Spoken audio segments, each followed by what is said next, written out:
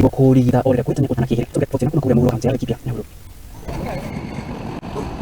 Okay, to start with, now that the focus today is on kidneys, what I want to say is that before someone is identified to have kidney disease, most of these patients come to us when it is too late. Something that we are in the run to ensure that we get these patients early and we avoid the implications that come with chronic kidney disease. And to ensure that we do not get to the last stage at presentation, I will advise all of us, as healthy as we might feel we are, we make a point of having regular checkups.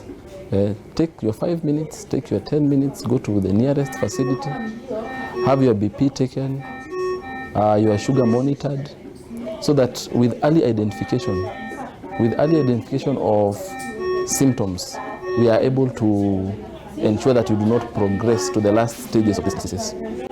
And once you have been identified, like say today you are told you have diabetes, you still have a long life to live.